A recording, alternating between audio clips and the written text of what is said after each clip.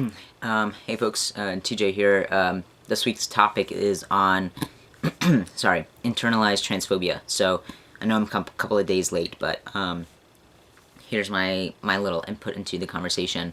I'll be really interested to hear what some other folks will add to. Really appreciated what Zach and Adrian had to say so far.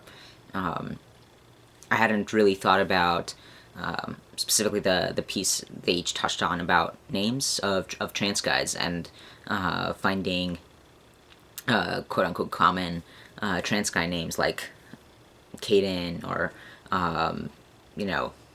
whatever, to be annoying, or finding them to be too common, for lack of a better term. So I appreciated that. I hadn't really thought about that as a form of internalized transphobia. And then especially I liked the connection to, that there's a potential reason why so many folks are choosing some of these common names is perhaps as an extension to wanting to connect the community in a way. Which is interesting. Again, not something I had really thought of before. Definitely interesting to keep in mind as more folks might choose those names. In terms of looking at internalized transphobia and my own experience with it, I'm actually going to dip into the past a little bit, way before I myself realized that possibly I might be trans. And that was when I was starting to question my sexuality. I was very much repressing my attraction towards women and all that kind of stuff, because I really felt like an outsider, and definitely got those messages that I wasn't supposed to be attracted to women.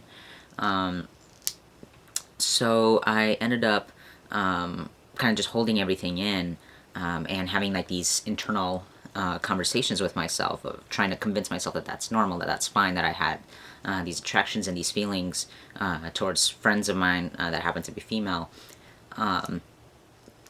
And I remember distinctly once watching television, or I was entering a room while the television was on. Like the details are a little fuzzy. I just remember the TV screen.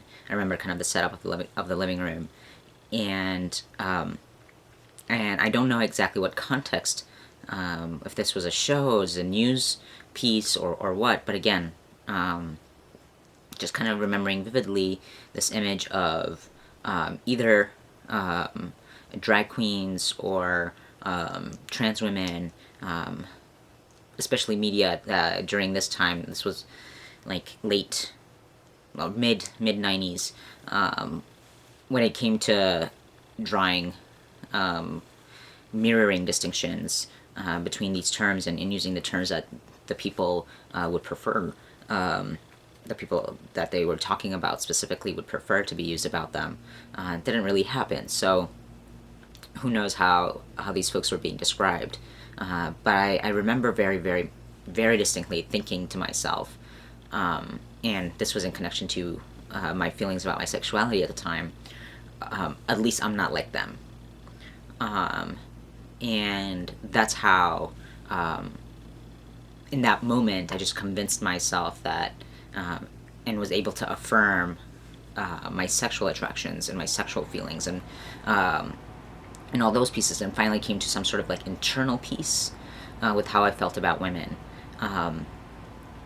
And so it's really interesting that I had to internalize transphobia in order to do so.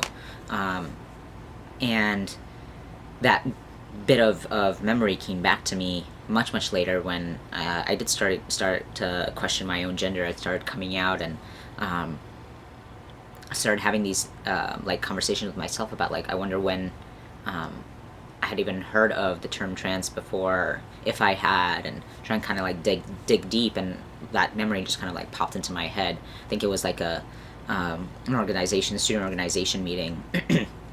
We had started a trans group on campus, but it was definitely very, very distinct. Like that phrase in my head was very, very, very distinct. So that's how internalized transphobia really came into play for me. because I don't know that I necessarily had a strong sense of internalized genderism, which I consider to be different, and internalized genderism really being about gender essentialism, right? So believing the hype of what real men or real women are supposed to be like, and do. I very much saw myself as a tomboy, and I believe that I should be able to do all these things that people were saying girls shouldn't be able to do, and yada yada yada. So that was kind of the rhetoric in my head. But then when it came to this piece of transitioning gender, it was just so out of the norm for me conceptually, that I found solace in the fact that I wasn't one of them. So there was a lot of that.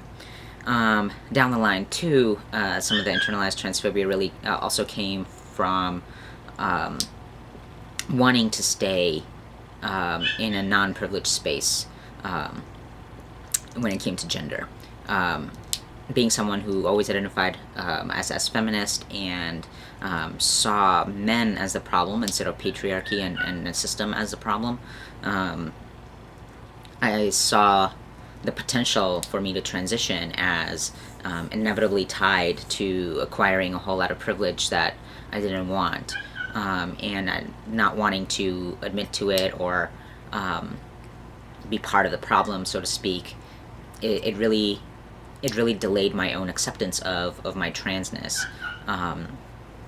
I very much stayed in this space of I'm never going to transition, and that's just not for me, and those were the reasons, not because transition wasn't for me. Now I'm in a much healthier place in my life where I still don't believe in the binary. I also don't believe that people don't exist in the binary. I have a much healthier perspective on gender fluidity and gender rigidity. If that is what fits for you, it's what fits for you. And just a much healthier perspective on not necessarily calling things that I do or parts of my body as female or feminine or masculine or male, because those are arbitrary. So I think those are some of the ways that I'm trying to consciously eliminate some of the remnants of internalized transphobia. This stuff I think really stays for a while, because we do live in a society that reinforces it all the time, and continues to hammer it back. So I do think that the process to eliminate whatever internalized isms you carry with you has to be a conscious process, and not just I'm just going to ignore the negative messages coming at me, because we really can't. So that's my piece about internalized transphobia, or at least what I can conjure up today. Hope to hear from some of the other guys too, to talk about this topic. All right, take care.